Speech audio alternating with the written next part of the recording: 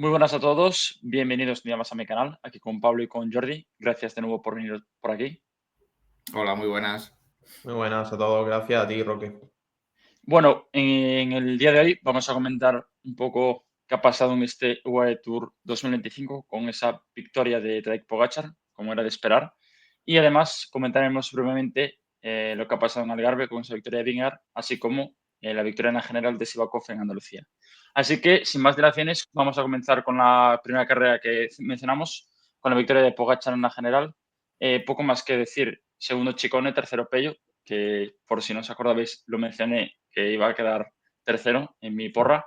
Y bueno, cuarto Romeo, séptimo Castellón en general. Decir que hubo una caída y que provocó que Castellón perdiese tiempo, así que estaría bien verlo hasta qué punto llegaría en la general sin esa caída. Pero vamos, yo creo que una vuelta que era bastante previsible lo que pasó y que al final, pues, poco más que añadir así, para introducir un poco. Empieza tú si quieres, Jordi, con tus impresiones. Al final ganó el que todos esperábamos, además con autoridad. Aquí el único que al final perdió bastante fue Van Etbel, que en la última etapa con el tema de los abanicos quedó descolgado a 3 minutos y desapareció de la clasificación general. Si no, seguramente hubiera luchado tanto con Chicone como con Pello para buscar el podio. Y sobre todo mención especial para el Movistar, tanto con Pablo como con Iván Romeo, una carrera impresionante. Meterse los dos en el top 10 es para quitarse el sombrero y de momento Movistar ha comenzado muy fuerte la temporada. Sí, yo creo que lo de Movistar es casi lo más reseñable porque comentábamos en la previa que a lo mejor tenían las dos opciones de top 10 bajo, así, sobre todo Romeo por la crono, pero que bueno, no era algo totalmente que podíamos dar por hecho, pero que había opciones y al final los dos luchando por el podio y como he comentado antes que en realidad Castrillo tuvo esa caída que le hizo perder las opciones de podium y creo que también en el Rubio tuvo varias averías un par de días. Tuvo que remontar solo en la primera subida en Jebel Jais y subió rapidísimo, o sea que también tuvo mala suerte, si no hubiesen estado los tres delante, lo cual es bastante importante en una carrera World Tour. Sí, es verdad que Van Edveld también sufrió ese abanico del último día. De todas maneras, creo que él comentó el día anterior que no se había sentido como el año pasado y que tenía algún problema, no especificó qué, pero que no se encontraba a su mejor nivel, que aún así estaba en la lucha. Y por el resto, yo creo que poco más, ¿no? Pogačar cumpliendo su papel de favorito. Es verdad que dijimos a lo mejor que podía ganar hasta la crono, el primer sprint, esta encuesta del primer día, que igual nos flipamos un poquito y lo intentó, pero no pudo. Sí, bueno, en la crono ganó Tarling, segundo Piseguer, que son dos especialistas y que realmente deberían rendir en ese terreno. Bueno, aunque se vio que Tarling no se defendía mal en la subida, obviamente un poco lejos del nivel, pero no me decepcionó del todo. Y Pogačar quedó tercero 18 segundos. Con lo cual, aunque también leí un tuit hoy o no me acuerdo dónde, que decía que por las expresiones de Pogačar no se encontraba al 100% de su forma. Con lo cual, igual si hubiese llegado al web al 100%, pues posiblemente la podría ganar, como intentamos predecir anteriormente. Pero bueno, tampoco no tiene más importancia, que al final quedó por delante de todos los de la general y ya partió como el mejor favorito. Y bueno, luego por añadir un poco más, reparto de victorias en las etapas de sprint, 2 Milan y 2 Merlier, que sí creo que estaréis de acuerdo conmigo que son los dos sprinters del momento y que va a haber una buena batalla entre ellos, más allá de lo que puede hacer Philipsen, yo creo que es el otro que se puede unir a ese dúo de mejores sprinters a día de hoy.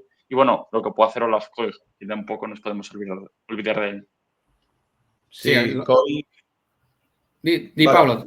vale, sí, porque alternar roles lo vamos haciendo así un poco Venga. combinado. Pues yo creo que Koy se puso enfermo, ¿no? El primer día y ya tuvo que abandonar, por eso no pudo estar en la lucha. Sí que es verdad que yo creo que a día de hoy, para sprint así tan puro, yo diría que Milan y Merlier son los dos mejores. Milan también puede además pasar ciertas dificultades, Merlier no, pero yo es que en realidad creo que ha costado en el aficionado hacer el chip de que quizás Philipsen no era el mejor sprinter de los últimos 2 años y lo era Merlier, bajo mi punto de vista, si hablamos de sprint puro, porque Philipsen sabemos que puede ganarte una Milan-San Remo o incluso una París-Roubaix, ya ha hecho segundo año, pero para mí en cuanto a velocidad Merlier lleva siendo el mejor quizá 2 años, lo que pasa es que se ha encontrado con un calendario en el Sudal, con Remco Evenepoel de absoluto líder y no ha podido nunca demostrarlo en el Tour de Francia y al final, si os fijáis, los grandes rivales de Philipsen hubiesen sido en 2023-2024 Merlier y Milan, y los dos hicieron Giro los 2 años. Entonces también un poco ese dominio de Philipsen, que no digo que sea buenísimo, para mí es el tercero claramente, y tiene más recursos como sprinter, pero yo creo que en pura potencia realmente Merlier y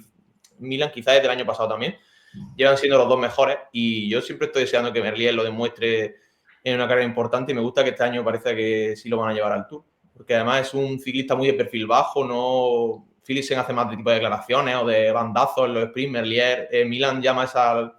capta el ojo, ¿no?, del aficionado por esa fuerza bruta, y yo creo que Merlier es un poco así, que no parece que no ha empatado con nadie y tal, pero cada año gana 15 victorias.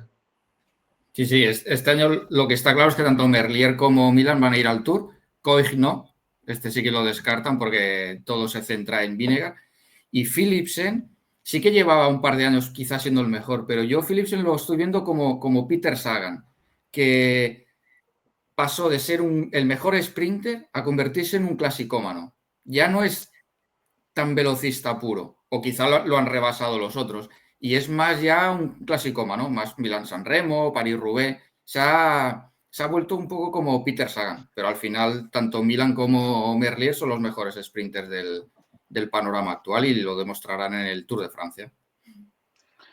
Y ya para terminar, bueno, hablar un pelín de Iván Romeo, porque viene de hacer una muy buena vuelta a Valencia, ahora quedó cuarto en la general del World Tour, como decía él, una pena que se le escapase el podio por 7 segundos, si no me equivoco, por detrás de Pello Bilbao.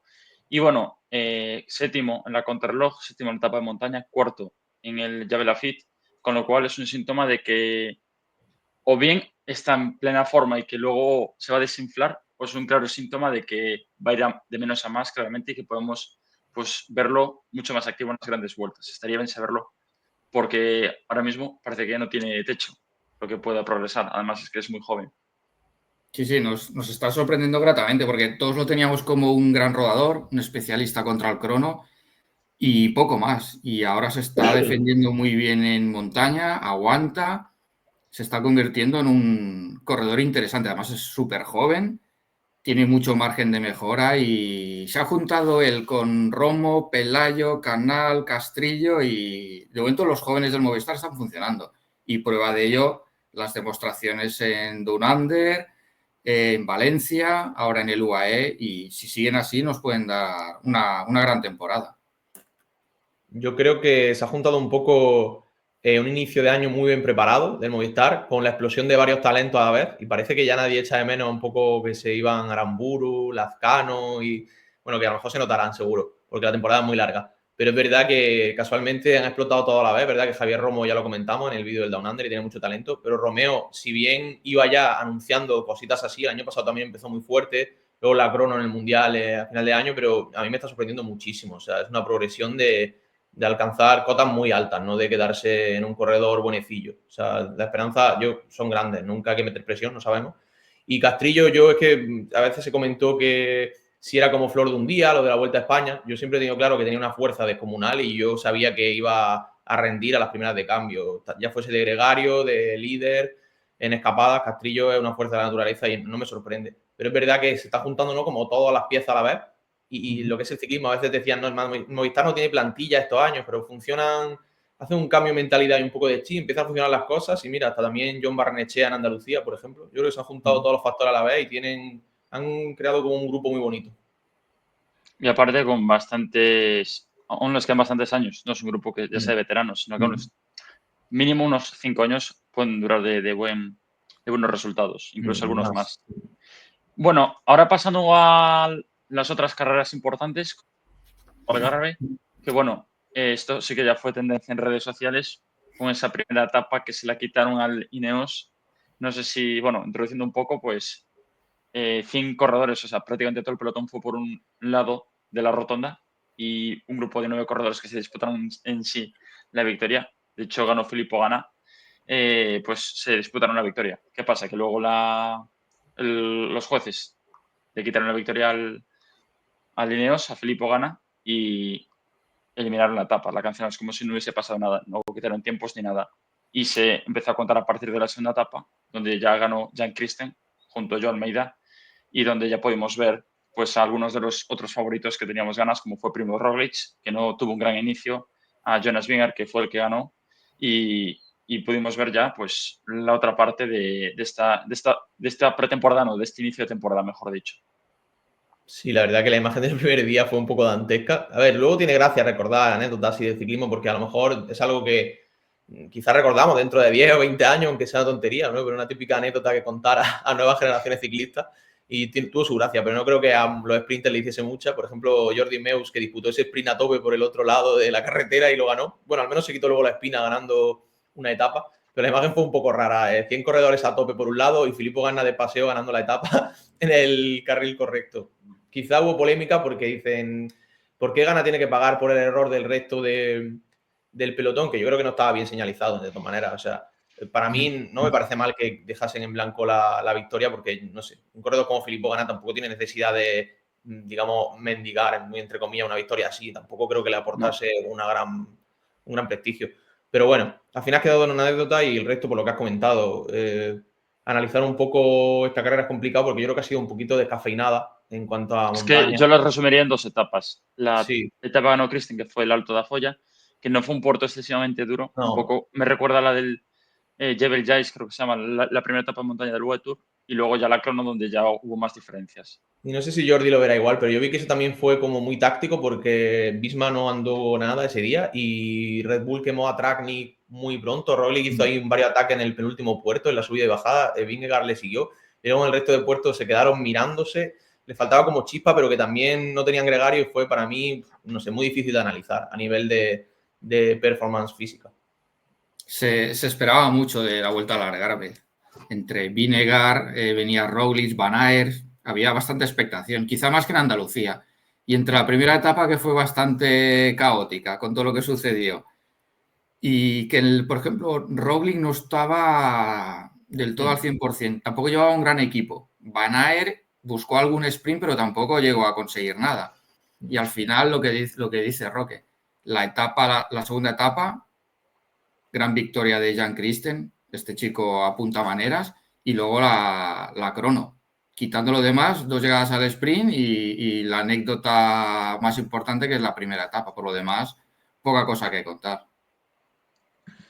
Sí, bueno, únicamente Gut hizo segundo en la crono. Y bueno, decir tercero, Antonio Tiberi, que es un corredor que sube bien y me sorprendió porque al final la crono era prácticamente llana hasta un repecho, una subida final, pero tampoco era una crono escalada, por así decirlo. Con lo cual, si ese chico pues mejora en la crono, pues yo creo que igual no a día de hoy pues disputa un Tour de Francia, pero sí un Giro de Italia podrá hacer podio. Que ya creo que quedó cuarto o quinto el año pasado. Quinto, sí. Quinto, sí. Sí. Corto Connor, creo. Y así que es una que mejoren ese tipo de ámbitos, pues le da un plus más. Y bueno, de hecho, la general, es que ahora mirando datos, se decidió todo en un puñado de segundos. O sea, quedó primero Vingegaard, segundo Almeida a 15 y tercero de Plus de Ineos a 24. Que bueno, tampoco quiero empezar el dilema, pero bueno, que Ineos y Krener se están dando bastante bien. Yo creo que bastante mejor de lo que se esperaba. Sí. Y yo creo que estos rendimientos en la crono hay que analizarlo muchas veces a nivel grupal, por ejemplo. O sea, cada año parece que se parte de cero a nivel de material y aerodinámica. Yo recuerdo que el año pasado Visma empezó muy fuerte en las carreras, pero hacía malas cronos a inicio de temporada. El mismo Van Aert andaba mucho más fuerte en Algarve el año pasado, ganando etapas y atacando, y no hizo nada en la crono. Y este año, que no estaba haciendo nada en carrera porque intentó meterse en 2 sprints y fue hacia atrás, luego hizo una pedazo de crono. Y Vingegaard también la hizo buena, que no, eso no sorprende. Y yo me enteré que tenía nuevo material desde el año pasado, una nueva cabra, y eso para mí también muchas veces es clave en los rendimientos. Luego, es verdad que Roglic estaba flojo de forma, él mismo lo dijo, pero yo creo que ver a Traknik, a Roglic y Lascano, que fueron a disputar a muerte, quedando todos muy lejos, yo diría que a nivel de optimizar el rendimiento en crono, material y ritmo, yo creo que Red Bull tiene trabajo por hacer. No creo que fuese solo un tema de piernas, porque es un poco raro que fallen todos los que pueden hacer una buena contrarreloj, por ejemplo. También en el UAE los vi flojos en ese aspecto. Almeida no, estaba muy forma y no hizo una crono a su nivel. Y diría es buen contrarrelojista, ¿eh? Y Christen. Fue curioso. Digo que Almeida es buen contrarrelojista. También se me hizo muy raro que no muy rápido, pero en el llano iba perdiendo muchísimo tiempo. Parecido a Roglic también un poco eso. Sí, porque perdieron, sobre todo, todas las posibilidades las perdieron en el llano. Luego en los 2 kilómetros de ascensión recuperaron, pero lo que es raro que Almeida y Roglic, que son 2 grandes contrarrelojistas, perdieran mucho en el llano. Y lo que sí que me sorprendió es el buen inicio que lleva Ineos.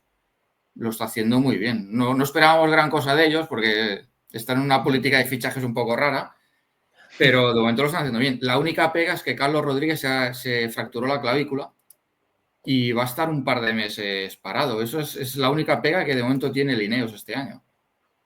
Sí. No tiene suerte con las caídas. No.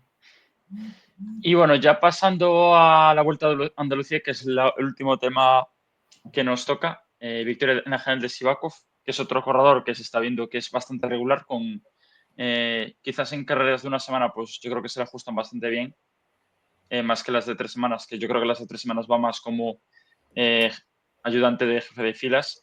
Y bueno, segundo quedó Clement Bercet del Decathlon y tercero Tom Pizco, que el cambio de equipo pues la sentó maravilla. Me dio bastante pena que Enric Mas perdiese bastante tiempo el primer día. Creo que perdió unos 7 minutos y medio y ya le quitó todas las opciones de la general. Pero por lo que vi, que tampoco pude mucho verla por el tema de que coincide en un horario bastante malo, yo creo que bastante movidita, con Pizco que moviendo el árbol, Van Gils, que también se estrenó con el Bora, y yo creo que ha quedado una Vuelta a Andalucía bastante guay.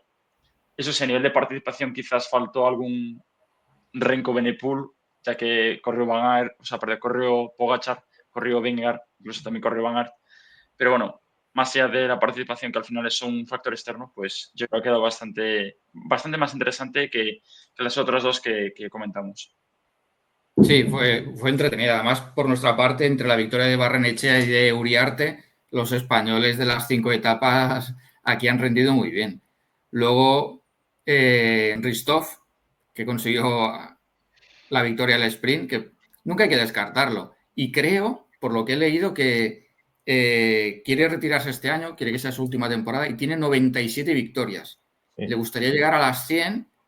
O sea, que solo le quedan 3 y entonces se ve que su principal objetivo es conseguir 3 victorias más y luego ya retirarse. Y la Vuelta a Andalucía, lo que dice Roque, al final de las 3 ha sido la más entretenida y la más igualada.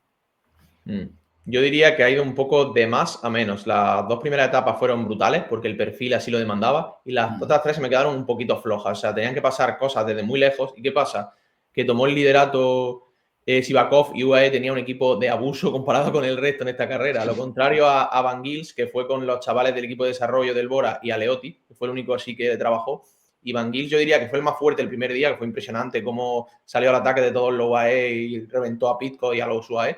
Y al día siguiente que yo vi esa ascensión donde le hicieron un poco la trampa con ataques de varios y se fue Sivakov, él tiraba mucho del grupo con Pizco y Enric Mas a rueda. Enric Mas lo habían cogido de la fuga y Pizco tardó en darle el relevo y cuando se lo dio fue más un ataque y lo dejó sobre la cima. Pero digamos que si Van Gils hubiese tenido un equipo que lo hubiese resguardado del viento unos cuantos kilómetros y no él tirando todo el rato, podía haber salvado ese día. La cosa es que UAE tenía un equipo tan superior que siempre le iban a ganar, yo creo, en cualquier etapa.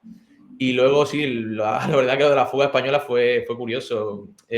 Uriarte acertó perfecto en el ataque y de esas victorias que están guapas porque son de corredores que no van a tener a lo mejor un éxito así tan claro y en otra ocasión. Y luego Barrenechea, que es un pedazo de corredor, pero bueno, que no tiene todavía tantas victorias y remató muy bien en esa especie de guerra noruega, ¿no? Que parecía que los dos compañeros de fuga se estaban un poco peleando entre ellos y al final se llevó el gato al agua a Barrenechea. Y Christoph, que para mí es una de mis debilidades veteranas, porque es de esos corredores que otros tienen así un declive más claro, pero él sigue en sus carreras con el 1X a tope poniendo su treno y se lleva 4 o 5 victorias cada año y yo creo que puede sumar hasta las 100. A lo mejor no ganando en el Tour, que luego te aparece ahí con un tercero o un cuarto puesto, pero ganando en la Vuelta a Noruega, en la Arctic Race, aquí en España, en estas carreras, yo creo que puede llegar a las 100 perfectamente. O alguna clásica así belga, no de Sí. primer nivel, de segundo nivel. Bueno, y aparte que puede sumar un montón de puntos. Igual te hace varios top 10 o top 5 de un día tonto, de un par de días tonto que enganche, pues y ya hace el día. Y bueno, también decir que el Kern Pharma ya es la segunda victoria después de la que consiguió recuperar en la clásica de Morvedre, que son otro equipo más que está empezando con gran pie. Con lo cual, aparte de Movistar, es una alegría que Kern esté empezando bien. Ya no fue solamente la magia de Castrillo en aquellos días en la vuelta, sino que parece que el buen trabajo parece que está dando sus frutos.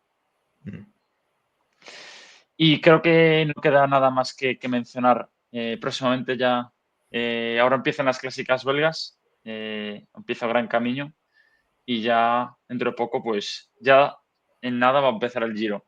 De esto que te despistas un poco después de las clásicas y ya nos metemos en faena. Pero bueno, lo dicho, para no adelantar acontecimientos, gracias a todos por el vídeo, gracias a todos por verlo, gracias Pablo, gracias Jordi de nuevo por estar aquí comentando estas 3 carreras y nada, nos vemos en el próximo vídeo.